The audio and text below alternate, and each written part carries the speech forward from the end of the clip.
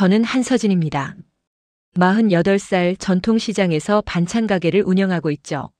아들 지호와 단둘이 살아왔고 남편은 일찍 세상을 떠났습니다. 매일 새벽 4시에 일어나 된장찌개 끓이고 김치 담그며 하루를 시작하는 게 제 일상이었어요. 그날도 평범한 수요일이었습니다. 공공재활센터에서 급식 봉사를 하는 날이었죠. 저는 한 달에 2번씩 그곳에 가서 어르신들께 반찬을 나눠드리곤 했어요. 지호가 사회복지학과를 다니면서 이런 봉사를 권했고 저도 나쁘지 않다고 생각했습니다. 센터 식당은 늘 조용했어요. 어르신들은 말수가 적으셨고 직원들도 바빠서 소리 없이 움직였습니다. 저는 앞치마를 두르고 배식대 앞에 섰죠.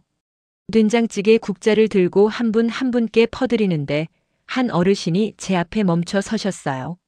최도영 이사장이었습니다. 한강인재재단 이사장이라는 분이었죠. 저는 그분을 처음 봤어요. 키가 크고 말수가 적으며 눈빛이 깊었습니다. 77살이라고 들었는데 등은 꼿꼿했죠. 도영 이사장님이 국자를 받으며 고개를 숙였어요. 그때였습니다. 셔츠 커프스가 눈에 들어왔죠. 흰 셔츠 소매 끝에 작은 자수가 수놓아져 있었습니다. 매화 한 송이, 그리고 그 옆에 점 하나. 심장이 멎는 것 같았어요. 저는 국자를 든 손을 멈췄습니다. 그 자수는 제가 어릴 적 외할머니에게 배운 문양이었어요. 매화 5잎에 점 하나를 더 찍는 건 외할머니만의 방식이었죠. 성북동 매화집이라는 작은 공방에서 할머니는 늘 그렇게 자수를 놓으셨습니다. 된장 맛이. 도영 이사장님이 첫 숟갈을 떠서 입에 넣으시더니 중얼거렸어요. 성북 매화집. 저는 깜짝 놀라 이사장님 얼굴을 쳐다봤습니다. 매화집이라니. 그분이 외할머니를 아신다는 건가요? 하지만 이사장님은 더 이상 말씀하지 않으셨어요. 그저 고개를 끄덕이고는 자리로 돌아가셨죠. 저는 그날 배식을 마치고도 그 커프스가 머릿속에서 떠나지 않았습니다. 매화 한 송이 점 하나. 외할머니는 돌아가시기 전까지 제게 그 자수를 가르쳐 주셨어요. 왼손 검지에 칼 흉터가 생긴 것도 그때였죠. 바늘에 찔린 게 아니라 제가 장난삼아 칼로 실을 자르다가 다친 거였습니다. 봉사가 끝나고 센터 사무실에 들렀을 때였어요. 윤혜림 사무국장님이 저를 불렀습니다. 43살의 혜림 국장님은 재단 이사장님의 딸로 알려진 분이었죠. 말투는 정중했지만 눈빛은 차가웠어요. 한서진 사장님 죄송한데요. 다음 달부터 급식 봉사가 중단될 것 같습니다. 예? 갑자기요? 예산 문제가 있어서요. 센터 운영비를 줄여야 해요. 급식 프로그램도 축소하기로 했습니다. 저는 당황했습니다. 이 봉사는 벌써 2년째 해오던 일이었거든요. 어르신들도 좋아하셨고 저도 보람을 느꼈죠. 그럼 제가 무료로 해드리면 안 될까요? 그건 규정상 어렵습니다. 센터 프로그램은 정식 계약을 통해서만 운영돼요. 죄송해요. 혜림 국장님은 미소를 지었지만 그 미소는 진심이 아니었어요. 저는 고개를 숙이고 사무실을 나왔습니다. 복도를 걸으며 다시 한번 도영 이사장님의 커프스가 떠올랐죠. 매화 한 송이 점 하나. 그리고 그분이 중얼거린 성북 매화집이라는 말. 뭔가 이상했습니다. 우연이라고 하기엔 너무 정확한 일치였어요. 하지만 저는 그때만 해도 몰랐죠. 이 모든 게 어떤 진실의 시작이었는지. 센터에서 돌아온 뒤로 머릿속이 복잡했습니다. 저는 시장 가게로 돌아와 된장통을 열었죠. 외할머니가 담그시던 방식 그대로 담근 된장이었어요. 메주를 직접 쓰고 소금물 농도를 맞추고 석 달을 기다려 완성했습니다. 도영 이사장님이 그 맛을 알아보셨다는 게 신기했어요. 아니, 신기한 정도가 아니었죠. 외할머니는 돌아가신 지 벌써 20년이 넘었습니다. 성북동 매화집은 할머니가 돌아가시면서 문을 닫았고 저는 그때부터 시장에서 반찬 가게를 시작했어요. 서진아. 뒤에서 목소리가 들렸습니다. 강말숙 할머니였어요. 80살의 말숙 할머니는 시장 안침수집을 운영하시는 분이었죠. 외할머니와 친구 사이셨고 저를 어릴 때부터 봐오신 분이었습니다. 할머니, 오늘 반찬 드시러 오셨어요? 아이고, 그것보단 내 손 좀 보자. 말숙 할머니는 제 왼손을 잡았어요. 검지손가락에 칼 흉터를 손끝으로 쓰다듬으셨습니다. 이 흉터 말이야. 내가 꼬맹이 때 매화 바느질 흉내 내다가 생긴 거지. 내 할머니가 얼마나 놀라셨는지 몰라. 할머니도 기억하세요? 그럼. 내 할머니는 그날 밤새 내 손을 싸매주시면서 우셨어. 바늘이 아니라 칼을 잡았다고 실을 자르려다 손을 베었다고. 저는 가슴이 뭉클해졌습니다. 어릴 적 기억이 선명하게 떠올랐어요. 외할머니 무릎에 앉아 자수 연습을 하던 때 매화 5잎을 그리고 점 하나를 찍던 순간들.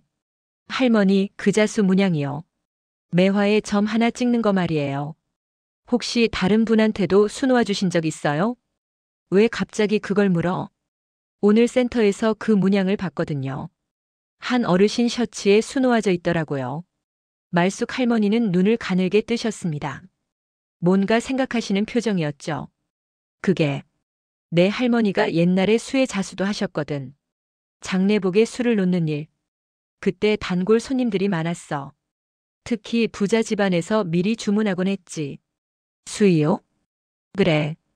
근데 내 할머니는 평소엔 돌잔치 옷이나 예복에도 매화를 놓으셨어. 점 하나는 꼭 찍으셨고. 그게 내 할머니만의 표시였으니까. 저는 숨이 막혔습니다. 그럼 도영 이사장님 셔츠의 그 자수도 외할머니 작품일 가능성이 있다는 건가요?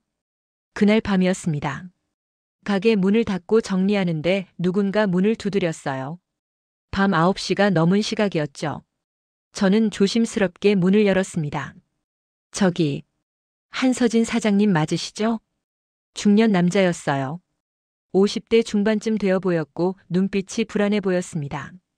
제가 누구냐고 묻자 그는 작은 목소리로 말했어요. 저는 박만수라고 합니다. 재단센터에서 시설관리 반장으로 일하고 있어요. 아, 센터분이시군요. 무슨 일이세요? 만수 씨는 주변을 둘러보더니 가게 안으로 들어왔습니다. 손에는 낡은 파일을 들고 있었어요. 이거 드릴 게 있어서요. 사실 저도 고민이 많았는데 오늘 사장님 보고 나서 결심했습니다. 이게 뭔데요? 경비일지 사본입니다. 30년 전 거예요.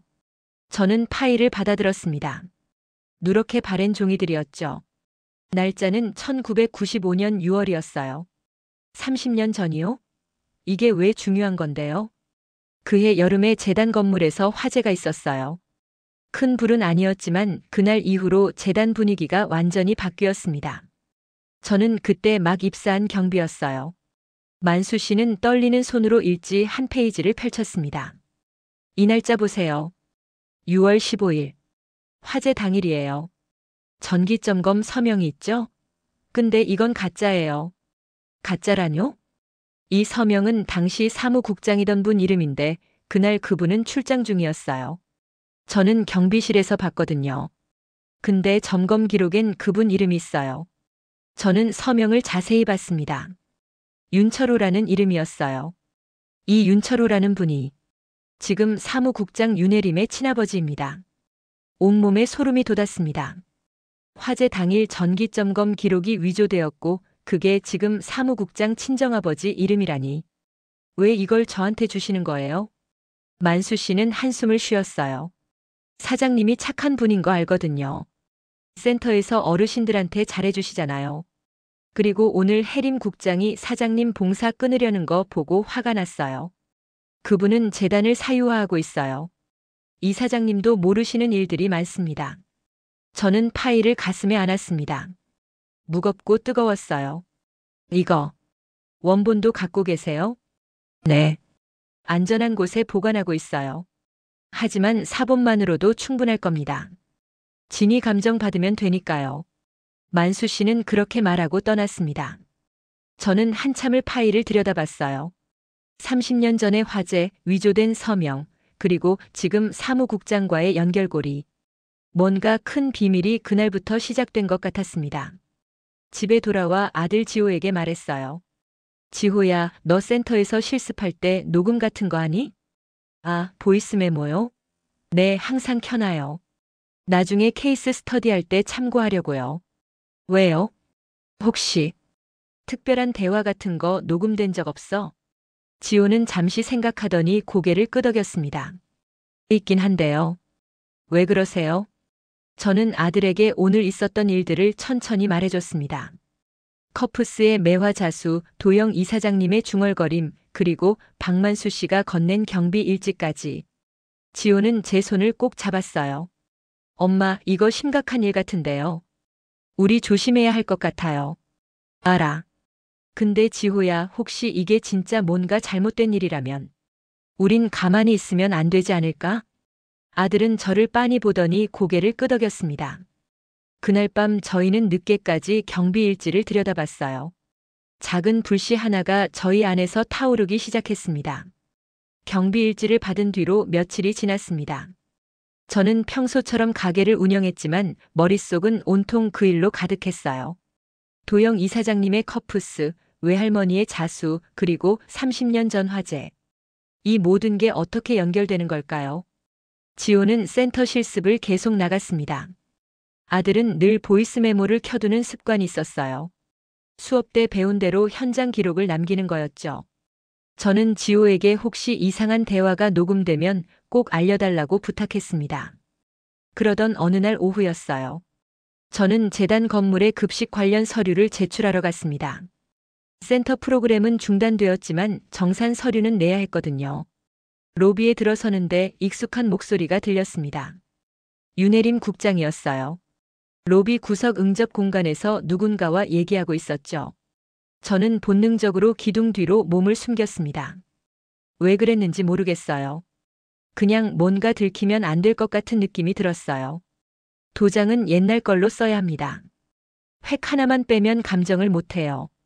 해림 국장의 목소리였습니다. 차갑고 단호했죠. 이 사장님은 모르시죠? 남자 목소리가 물었어요. 처음 듣는 목소리였습니다. 당연히 모르시죠. 아버지는 서류 같은 거 안 보세요. 제가 다 처리하니까요. 저는 숨을 죽였습니다. 도장 획을 빼다니 감정을 못하게 한다니. 이게 대체 무슨 소리죠? 기부금 명목으로 빼돌린 돈은 언제 정리됩니까? 다음 달 기업 매각 때 끼워 넣을 겁니다. 깨끗하게 처리되니까 걱정 마세요. 알겠습니다. 그럼 수수료는 약속대로 드리죠. 당신은 중간만 잘 연결해주면 돼요. 저는 온몸이 얼어붙는 것 같았어요. 기부금을 빼돌린다고요? 재단 돈을 횡령하고 있다는 얘기잖아요. 저는 조심스럽게 뒤로 물러났습니다. 심장이 터질 것처럼 뛰었어요. 로비를 빠져나와 복도 끝까지 갔을 때였어요. 뒤에서 누군가 제 이름을 불렀습니다. 한서진 사장님. 해림 국장이었습니다. 제가 돌아보자 국장은 차갑게 웃고 있었어요. 여기 무슨 일이세요? 정산 서류 제출하러 왔어요. 아, 그러셨군요. 근데 사장님 로비에서 뭐 하고 계셨어요? 제가 봤는데요. 저는 침을 삼켰습니다. 들킨 걸까요? 아니, 그냥 잠깐 서 있었어요. 머리가 좀 아파서요. 그러세요? 몸 관리 잘하셔야죠. 요즘 힘드시죠? 봉사도 끊기고. 해림 국장의 목소리는 부드러웠지만 눈빛은 날카로웠어요. 참 사장님. 앞으로 재단 관련 단체 주문도 중단될 거예요. 예산 문제로요. 네. 시장 반찬 가게에서 재단 직원 도시락 납품하시잖아요. 그것도 이번 달까지만 받기로 했어요. 저는 멍하니 해림 국장을 바라봤습니다. 봉사도 끊기고 이제 단체 주문까지 취소한다고요? 그건 제 매출의 상당 부분이었어요. 왜 갑자기요? 갑자기가 아니에요. 원래 계획이었죠. 사장님도 이해하실 거라 믿어요. 해림 국장은 그렇게 말하고는 돌아섰습니다. 저는 그 자리에 서서 한참을 움직이지 못했어요. 이건 협박이었습니다. 로비에서 제가 뭔가 들었다는 걸 눈치챈 거죠. 집에 돌아와 지호에게 말했습니다. 지호야, 오늘 재단에서 이상한 대화를 들었어. 저는 로비에서 들은 해림 국장과 남자의 대화를 전부 말해줬어요. 도장 획을 빼서 감정을 못하게 한다는 것, 기부금을 빼돌려 기업 매각에 끼워 넣는다는 것. 지호는 눈을 크게 떴습니다. 엄마, 그거 완전 횡령이잖아요. 나도 알아. 근데 증거가 없어. 내가 들은 것만으론 부족해. 엄마, 잠깐만요. 지호는 자기 방으로 들어가더니 노트북을 들고 나왔어요. 보이스 메모 파일들을 열기 시작했습니다. 제가 센터에서 실습할 때 항상 녹음을 켜둔다고 했잖아요. 혹시 몰라서 로비 근처 지날 때도 켜뒀거든요. 그게 왜? 제 귀가 좀 예민해요. 작은 소리도 잘 들려서요. 그래서 나중에 분석하려고 다 녹음해둬요. 지호는 파일을 하나하나 확인했습니다. 날짜별로 정리된 녹음 파일들이었어요. 그러다 지호가 멈췄습니다. 엄마, 이거요. 지호가 재생 버튼을 눌렀어요. 잡음이 섞인 목소리가 들렸습니다. 도장은 옛날 걸로 써야 합니다. 획 하나만 빼면 감정을 못해요. 해림 국장 목소리였어요. 제가 오늘 들은 그 대화였습니다. 이사장님은 모르시죠? 당연히 모르시죠. 아버지는 서류 같은 거 안 보세요. 저는 숨이 막혔습니다. 녹음이 되어 있었어요. 증거가 있었던 겁니다. 지호야, 이거 법적으로 문제 없어? 공적 장소에서 녹음한 거니까 괜찮아요. 제가 실습생 신분으로 현장 기록 목적으로 한 거라서요. 저는 아들을 꼭 안았습니다. 지호의 습관이, 예민한 청력이 이렇게 중요한 순간에 도움이 될 줄 몰랐어요. 그날 밤 박만수 씨에게서 전화가 왔습니다. 사장님, 조심하세요. 해림 국장이 오늘 저한테 이상한 질문을 했어요. 경비일지 원본 어디 있냐고요. 들킨 건가요? 아직은 모르겠어요. 근데 눈치를 챈 것 같아요. 사장님, 혹시 위험해지면 제가 피신할 곳이 있을까요? 저는 잠시 생각했습니다. 우리 가게로 오세요. 제가 지켜드릴게요. 전화를 끊고 나서 저는 창밖을 바라봤습니다. 밤하늘은 깊었고 별은 보이지 않았어요. 뭔가 큰 싸움이 시작되는 것 같았습니다. 해림 국장은 저를 압박하고 있었고 저는 녹음 파일과 경비 일지를 갖고 있었죠. 하지만 이건 아직 시작에 불과했어요. 저는 도영 이사장님을 만나야 했습니다. 그분의 커프스에 수놓아진 매화, 그분이 중얼거린 외할머니 된장 맛. 이 모든 게 무슨 의미인지 알아야 했어요. 다음 날 저는 결심했습니다. 도영 이사장님께 직접 찾아가기로요. 진실을 알아야 할 때가 온 거죠. 다음 날 아침 일찍 강말숙 할머니께 전화를 드렸습니다. 할머니는 침수집 문을 열기 전이셨지만 제 목소리를 듣고 바로 나와주셨어요. 서진아, 무슨 일이야? 목소리가 다급하네. 할머니, 외할머니가 하시던 자수 작업 중에 혹시 보관하고 계신 거 있으세요? 옛날 의뢰 기록이나 견본 같은 거요. 말숙 할머니는 잠시 생각하시더니 고개를 끄덕였습니다. 있지. 내 할머니가 돌아가시고 나서 내가 몇 가지 받아뒀어. 수의 견본함이 있거든. 기다려봐. 할머니는 가게 안쪽으로 들어가셨어요. 한참 뒤에 낡은 나무 상자를 들고 나오셨습니다. 먼지가 수북이 쌓여 있었죠. 이게 내 할머니 견본함이야. 수의 자수 작업할 때 쓰던 거지. 저는 떨리는 손으로 상자를 열었습니다. 안에는 천 조각들과 종이 뭉치들이 들어있었어요. 색이 바랜 자수 샘플들이었습니다. 매화, 국화, 소나무. 할머니가 평생 놓으셨던 문양들이었죠. 그때 한 장의 메모가 눈에 띄었어요. 1993년 5월 최오 장려 돌잔치 의뢰. 매화 문양 한복. 점 하나 추가 요청. 심장이 쿵 내려앉았습니다. 최오. 도영 이사장님 성이 최 씨였어요. 그리고 장려 돌잔치라니. 할머니, 이거. 이 의뢰가 언제였다고요? 1993년이네. 그때 내 할머니가 큰 주문 받아서 기뻐하셨어. 부잣집에서 돌잔치 한복 맞춘다고요. 저는 메모를 꼭 쥐었습니다. 1993년. 그럼 그 아기는 지금 32살이겠죠. 그런데 해림 국장은 43살이라고 들었어요. 나이가 안 맞았습니다. 할머니, 혹시 그때 의뢰하신 분 기억나세요? 글쎄다. 워낙 오래돼서. 근데 내 할머니가 그러셨어. 그 집 이사장님이 딸을 무척 예뻐하신다고. 왼쪽 귀 뒤에 작은 반달점이 있는 아기였대. 저는 숨이 멎었습니다. 왼쪽 귀 뒤 반달점. 도영 이사장님도 왼쪽 귀 뒤에 점이 있었어요. 유전일까요? 할머니, 이 견본함 제가 잠깐 가져가도 될까요? 그래, 가져가. 어차피 먼지만 쌓이는 거니까. 저는 견본함을 안고 집으로 돌아왔습니다. 지호에게 메모를 보여줬어요. 엄마, 이거 결정적인데요. 1993년생 장녀라면 지금 해림 국장 나이랑 안 맞잖아요. 그래. 뭔가 이상해. 해림 국장은 도영 이사장님 공식 장녀로 알려져 있는데 저는 도영 이사장님께 연락을 드려야겠다고 생각했습니다. 하지만 어떻게 접근해야 할까요? 재단에 전화하면 해림 국장이 가로막을 게 뻔했어요. 그날 저녁이었습니다. 가게 문을 닫으려는데 누군가 들어왔어요. 도영 이사장님이었습니다. 사장님. 이사장님은 조용히 제 이름을 불렀어요. 목소리가 떨리고 있었습니다. 이사장님 어떻게? 그 된장 맛이 자꾸 생각나서요. 성북 매화집. 그 집 된장이 맞습니까? 저는 고개를 끄덕였습니다. 네. 제 외할머니가 담그시던 된장이에요. 저도 할머니한테 배웠고요. 도영 이사장님은 한참을 저를 바라보셨어요. 눈가가 붉어지는 게 보였습니다. 혹시 성북동에 사셨습니까? 어릴 때요. 외할머니랑 같이 살았어요. 외할머니 성함이 강영신이었어요. 이사장님은 그 자리에 주저앉을 뻔했습니다. 저는 황급히 의자를 가져다 드렸죠. 영신 씨. 영신 씨가 당신 외할머니였단 말입니까? 할머니를 아셨어요? 제 아내가 매화집 된장을 좋아했어요. 그 맛이라면 뭐든 먹었죠. 매화된장, 매화된장이라고 부르면서요. 저는 가슴이 뛰었습니다. 이사장님 아내분이 외할머니를 아셨다니. 이사장님, 제가 여쭤볼 게 있어요.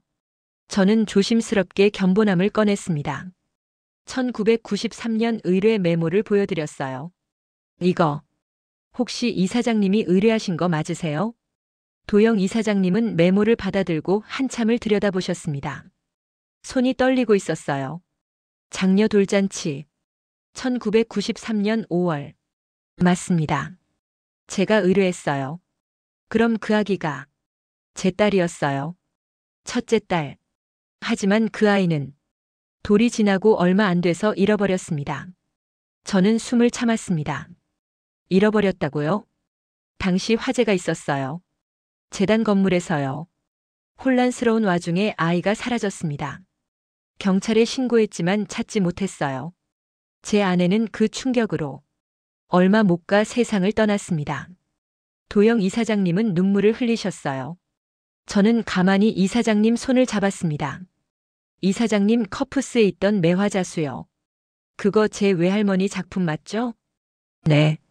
딸 돌잔치 한복에 놓았던 그 문양을 제 셔츠에도 달라고 부탁했어요. 아이를 잊지 않기 위해서요. 저는 제 왼손을 내밀었습니다. 검지손가락에 칼 흉터를 보여드렸어요. 저도 어릴 때 매화자수를 배웠어요. 할머니한테요. 점 하나를 꼭 찍는 게 우리 집 방식이었죠. 도영 이사장님은 제 손을 잡으셨습니다. 그리고 제 얼굴을 한참 바라보셨어요. 혹시 왼쪽 귀 뒤에 점이 있습니까? 저는 머리를 넘겼습니다. 왼쪽 귀 뒤를 보여드렸죠. 작은 반달 모양 점이 있었어요. 태어날 때부터 있던 거였습니다. 도영 이사장님은 그 순간 울음을 터뜨리셨어요. 제 딸에게도 똑같은 점이 있었습니다. 왼쪽 귀 뒤 작은 반달. 저는 온몸이 얼어붙었습니다. 이게 무슨 뜻이죠? 설마 제가. 이사장님, 하지만 저는 제 부모님을 알아요. 외할머니도 제가 친손녀라고 하셨고요. 그럴 겁니다. 행정 처리가 바뀌었을 테니까요. 화재 당시 혼란 속에서 뭔가 잘못된 거죠. 저는 머리가 어지러웠어요. 이사장님은 제 손을 놓지 않으셨습니다.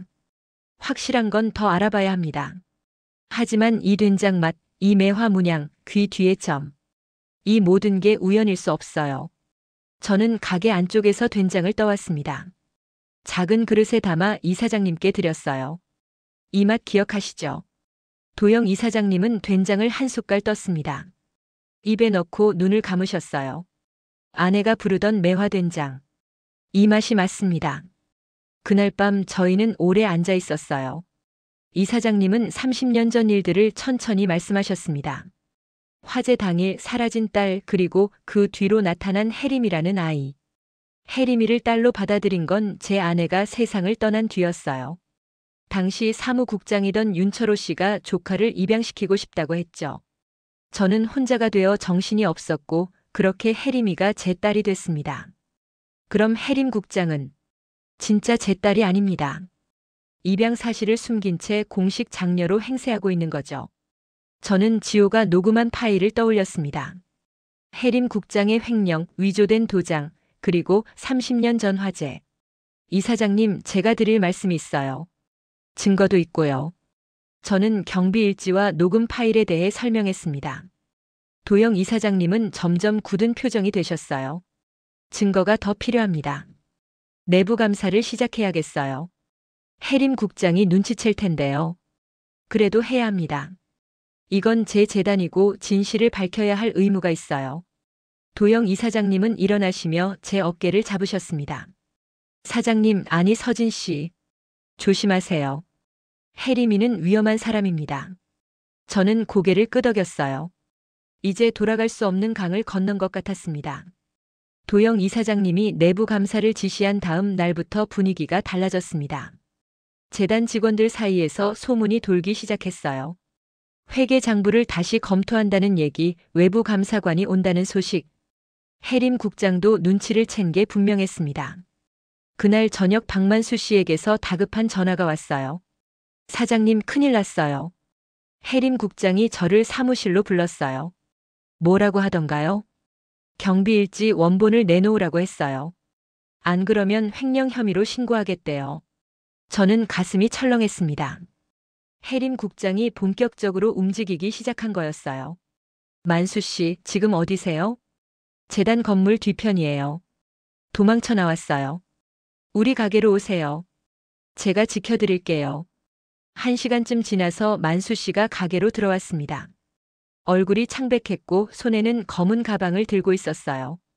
원본 가져왔어요. 이거라도 지켜야죠. 저는 만수 씨를 안쪽 창고로 안내했습니다. 지호도 학교에서 돌아와 있었죠. 엄마, 이제 어떻게 해요? 저는 깊게 숨을 들이마셨습니다. 도망만 다닐 수는 없었어요. 우리에게 증거가 있었습니다. 경비일지 원본, 녹음 파일, 수의 견본함. 이제 공격으로 전환해야 할 때였죠. 지호야, 시장 상인의 창고 쓸 수 있지? 네, 왜요? 낚시를 해야 할 것 같아. 저는 강말숙 할머니에게 전화를 걸었습니다. 그리고 시장 상인들 몇 분께도 연락을 드렸어요. 우리는 그날 밤 시장 동맹을 결성했습니다. 계획은 간단했어요. 혜림 국장이 브로커와 거래하는 현장을 잡는 겁니다. 지호의 녹음 파일에 나온 가짜 도장 거래 얘기, 그걸 미끼로 쓰기로 했죠. 만수 씨가 혜림 국장에게 메시지를 보냈습니다. 경비일지 원본을 넘겨주는 대신 브로커 연결을 요구한다는 내용이었어요. 혜림 국장은 당연히 거절했지만 만수 씨는 계속 압박했습니다. 도장 거래 사실을 안다고 신고하겠다고. 이틀 뒤 혜림 국장이 답장을 보내왔어요. 내일 밤 9시 시장 근처에서 만나자. 덫에 걸린 겁니다. 저는 도영 이사장님께 연락을 드렸어요. 외부 포렌식 회계사를 준비해달라고 부탁했죠. 내일 결정적인 증거를 확보하겠습니다. 조심하세요, 서진 씨. 혜림이는 위험해요. 알아요. 하지만 이제 물러설 수 없어요. 다음 날 밤이었습니다. 저희는 시장 상인의 창고를 준비했어요. 지호가 녹음 장비를 세팅했고 만수 씨는 경비일지 사본을 들고 있었습니다. 저와 말숙 할머니 그리고 상인 두 분이 근처에서 대기했죠. 9시 정각 혜림 국장이 나타났습니다. 뒤에는 낯선 남자가 따라왔어요. 로비에서 봤던 그 브로커였습니다. 박만수 경비일지는요? 여기 있어요.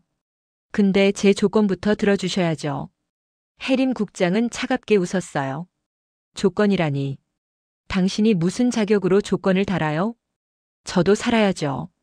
도장 거래 알고 있다고 했잖아요. 브로커가 앞으로 나섰습니다. 그 도장 얘기는 어떻게 알았죠? 들었어요. 로비에서요. 획 하나 빼면 감정 못한다고 하셨잖아요. 혜림 국장 얼굴이 굳었습니다. 누가 더 들었어요? 아무도 없어요. 저만 알아요. 거짓말 마세요. 반찬가게 사장도 그날 로비에 있었잖아요. 저는 창고 구석에서 숨죽이며 들었습니다. 지호의 녹음기는 돌아가고 있었어요. 한서진은 몰라요. 제가 나중에 들은 거예요. 믿을 수 없네요. 당신도 한서진도 다 처리해야겠어요. 브로커가 주머니에서 뭔가를 꺼냈습니다. 저는 가슴이 철렁했어요. 하지만 그때였습니다. 윤혜림. 도영 이사장님 목소리였어요. 창고 입구에서 이사장님이 걸어 들어오셨습니다. 뒤에는 2명의 남자가 따라왔죠. 외부 감사관들이었습니다. 아버지, 이제 그만하세요, 혜림 씨. 아니, 윤혜림 씨. 혜림 국장 얼굴이 하얗게 질렸습니다. 무슨 소리예요? 당신이 제 친딸이 아니라는 거 이제 알아요. 입양 기록도 찾았고 30년 전 화재 기록도 다 확인했습니다. 저는 창고에서 나왔어요. 손에는 경비일지 원본을 들고 있었습니다. 말숙 할머니도 수의 견본함을 안고 나오셨죠. 이사장님, 여기 증거 있습니다. 저는 경비일지를 펼쳤어요. 화재 당일 전기점검 서명이 위조된 부분, 퇴근 시간이 조작된 흔적. 그리고 이건 지호가 녹음한 파일이에요. 지호가 노트북을 열어 재생했습니다. 혜림 국장과 브로커의 대화가 선명하게 들렸어요. 도장 획을 빼서 감정을 막는다는 내용, 기부금을 빼돌려 기업 매각에 끼워 넣는다는 계획. 그리고 이게 가짜 도장입니다. 감사관 한 명이 증거물 가방을 열었어요. 재단 도장이었는데 자세히 보니 인자 획 하나가 누락돼 있었습니다. 이 도장으로 발행된 기부 영수증은 전부 위조예요. 감정 결과가 나왔습니다. 혜림 국장은 뒤로 물러섰어요. 브로커는 도망치려 했지만 상인 2분이 막아섰죠. 윤혜림 씨, 당신은 재단 자금 횡령, 문서 위조, 그리고 30년 전 화재 은폐에 관여했습니다. 도영 이사장님 목소리는 떨렸지만 단호했어요. 경찰에 신고하겠습니다. 그리고 재단 이사회를 소집해 전면 조사를 실시할 겁니다. 혜림 국장은 무릎을 꿇었습니다. 브로커도 바닥에 주저앉았죠. 저는 만수 씨 어깨를 잡았어요. 만수 씨, 고생하셨어요. 아니에요, 사장님. 제가 해야 할 일이었어요. 그날 밤 경찰이 왔고 혜림 국장과 브로커는 연행됐습니다. 저희는 창고 밖으로 나왔어요. 밤하늘에 별이 보였습니다. 지호가 제 손을 잡았어요. 엄마, 해냈어요. 저는 아들을 꼭 안았습니다. 시장 사람들이 박수를 쳤죠. 우리는 서류로 싸웠고 진실로 이겼습니다. 혜림 국장이 연행된 지 일주일이 지났습니다. 재단은 비상이사회를 소집했고 저는 증인으로 출석했어요. 큰 회의실에 이사들이 모여 앉았고 도영 이사장님은 단상에 서 계셨습니다. 오늘 이 자리는 진실을 밝히기 위한 자리입니다. 이사장님 목소리는 차분했지만 무게가 있었어요. 저는 앞쪽 의자에 앉아 지켜봤습니다. 지호와 만수 씨, 말숙 할머니도 함께였죠. 먼저 회계 감사 결과를 보고하겠습니다. 외부 감사관이 일어나 자료를 펼쳤어요. 지난 5년간 재단 기부금 중 약 12억 원이 부정하게 집행됐습니다. 가짜 도장을 사용한 위조 영수증이 총 100여 건 발견됐고요. 이사들 사이에서 술렁임이 일었습니다. 도장 각인의 인자 획 하나가 의도적으로 누락됐습니다. 이는 감정을 피하기 위한 수법이었고 윤혜림 전 사무국장이 브로커와 공모한 정황이 명확합니다. 감사관은 계속해서 설명했어요. 기업 매각 과정에서 재단 자금을 끼워 빼돌린 방법, 허위 기부자 명단, 조작된 회계 장부. 그리고 30년 전 화재 건입니다. 제가 제출한 경비일지가 화면에 떠올랐습니다. 당시 전기점검 서명은 위조된 것으로 확인됐습니다. 서명자로 기재된 윤철호 씨는 그날 출장 중이었고 실제 점검은 이루어지지 않았습니다. 저는 만수 씨를 바라봤어요. 만수 씨는 고개를 끄덕이며 미소 지었습니다. 화재는 보험금을 노린 방화로 추정됩니다. 윤철호 전 사무국장이 연루된 정황이 있으며 경찰이 재수사를 진행 중입니다. 도영 이사장님이 다시 단상에 섰어요. 그날 화재 와중에 제 딸이 사라졌습니다. 행정 처리가 뒤바뀌면서 장녀 바꿔치기가 일어났고 저는 30년간 진실을 모르고 살았습니다. 이사장님은 저를 바라보셨어요. 눈빛이 따뜻했습니다. 한서진 씨, 앞으로 나와주시겠습니까? 저는 떨리는 다리로 일어났습니다. 단상으로 걸어가는데 심장이 쿵쾅거렸어요. 서진 씨는 제 친딸일 가능성이 매우 높습니다. 왼쪽 귀 뒤에 반달점, 외할머니가 수놓은 매화 문양, 그리고 제 아내가 사랑했던 매화즙 된장 맛. 모든 것이 일치합니다. 이사장님은 제 손을 잡으셨어요. 하지만 저는 서진 씨에게 강요하지 않겠습니다. DNA 검사를 할 수도 있지만 그것보다 중요한 건 서진 씨의 마음입니다. 저는 목이 메었습니다. 이사장님은 진심이었어요. 제게 선택권을 주는 거였죠. 이사장님. 제 목소리가 떨렸습니다. 저는 외할머니가 키워주신 한서진입니다. 그건 변하지 않아요. 하지만 이사장님이 잃어버린 딸이 저라면 그것도 받아들이겠습니다. 이사장님은 눈물을 흘리셨어요. 저도 울고 있었습니다. 다만 한 가지만 부탁드려요. 저는 제 삶을 계속 살고 싶어요. 시장 반찬 가게 사장으로 지호 엄마로요. 그럼 됐습니다. 저는 그것만으로도 충분해요. 이사회는 만장일치로 결의안을 통과시켰습니다. 윤혜림 전 국장 면직, 수사기관 협조, 재단 투명화 위원회 구성, 그리고 장녀 바꿔치기 사건 진상규명위원회 발족, 재단의 모든 장학금과 의료기금을 전면 재검토하겠습니다. 투명하게 운영하고 정말 필요한 분들께 드리겠습니다. 도영 이사장님의 선언에 박수가 터져 나왔어요. 저는 지호와 눈을 마주쳤습니다. 아들은 엄지손가락을 치켜 세웠죠. 한 달 뒤였습니다. 재단 강당에서 매화된장 나눔 행사가 열렸어요. 제가 직접 담근 된장을 어르신들께 나눠드리는 자리였습니다. 급식 봉사도 재개됐고 센터는 다시 활기를 되찾았죠. 도영 이사장님이 제 옆에 서셨어요. 서진 씨 고마워요. 우리 집의 된장 맛은 내가 지켜줬구나. 이사장님도요. 외할머니의 매화를 잊지 않고 계셨잖아요. 이제 뭐라고 불러야 할까요? 저는 잠시 생각했습니다. 그냥 서진이라고 불러주세요. 편하게요. 그럼 나도 편하게 불러줄래요? 도영이라고. 저는 웃었습니다. 이상하지만 자연스러웠어요. 도영 씨.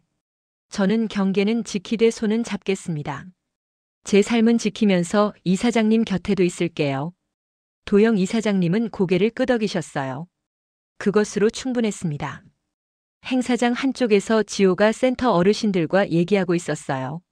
아들은 센터의 정식 복귀에서 실습을 이어가고 있었습니다.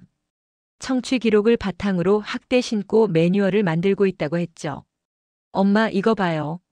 지호가 보여준 자료였어요. 작은 소리까지 기록하고 분석하는 시스템이었습니다. 제 귀가 예민한 게 이렇게 도움이 될 줄 몰랐어요. 내 모든 게 다 소중한 거야, 지호야. 강말숙 할머니도 오셨어요.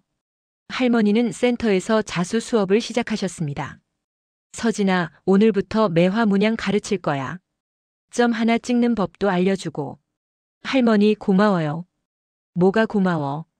내 외할머니가 시작한 일인데 우리가 이어가는 거지. 수업에는 어르신들과 젊은 분들이 함께 모였어요. 매화 5잎을 그리고 점 하나를 찍는 법, 바늘을 쥐는 법, 실을 꿰는 법. 외할머니의 기술이 다음 세대로 이어지고 있었습니다. 박만수 씨는 공익 제보자 보호를 받아 재단에 남았어요. 시설관리 반장에서 투명성 감시위원으로 자리를 옮겼죠. 사장님 덕분에 제대로 된 일을 할 수 있게 됐어요. 만수 씨가 용기 내주신 거예요. 경비일지 없었으면 우린 아무것도 못했을 거예요. 저녁이 되자 사람들이 하나둘 돌아갔습니다. 저는 강당에 홀로 남아 창밖을 바라봤어요. 해가 지고 있었습니다. 서진아. 도영 이사장님이 다가오셨어요. 손에는 작은 상자를 들고 계셨죠. 이거 받아줄래요? 상자를 여니 작은 손수건이 들어있었어요. 매화 한 송이와 점 하나가 수놓아져 있었습니다.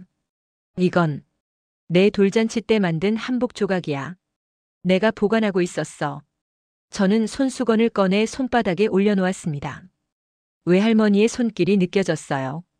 30년 전 그분이 한 땀 한 땀 놓으신 자수였습니다. 고마워요, 도영 씨. 아니야. 내가 고마워. 다시 찾아줘서. 우리는 말없이 서 있었어요. 석양이 강당을 물들였고 매화 문양은 빛을 받아 반짝였습니다. 30년의 시간이 이렇게 이어졌습니다. 된장 한 숟갈과 자수 한 땀으로요. 지호가 문을 열고 들어왔어요. 엄마, 집 갈까요? 그래, 가자. 저는 손수건을 가슴에 안았습니다. 도영 이사장님이 손을 흔들어 주셨어요. 시장으로 돌아가는 길 지호가 물었습니다. 엄마, 후회 없어요? 후회? 뭘? 이사장님 딸로 살 수도 있었는데 그냥 반찬 가게 사장으로 남기로 한 거요. 저는 아들 어깨를 감쌌어요. 지호야, 나는 내가 누군지 알아. 한서진이고 내 엄마고 시장 사람이야. 그게 내 정체성이거든. 도영 씨는 소중한 인연으로 곁에 두면 돼. 억지로 뭔가 되려고 할 필요 없어. 엄마 멋있어요. 너도 멋있어. 내 청력으로 사람들 지켜줘서. 우리는 웃으며 걸었습니다. 시장 골목에 불이 켜지고 저녁 장사가 시작됐어요. 반찬 냄새가 퍼졌고 사람들 목소리가 들렸습니다. 집에 도착해 된장통을 열었어요. 외할머니가 가르쳐 주신 그 맛. 제가 이어온 그 맛. 이제는 도영 이사장님과도 나누는 맛. 매화 한 송이 점 하나. 그 작은 표시가 30년을 건너 저를 찾아왔습니다. 그리고 저는 제자리에서 그걸 받아들였어요. 경계는 지키되 손은 잡는 방식으로요. 다음 날 아침 가게 문을 열자 손님들이 들어왔습니다. 평범한 하루가 시작됐어요. 하지만 이제 저는 알았습니다. 평범한 하루하루가 모여 기적이 된다는 걸요.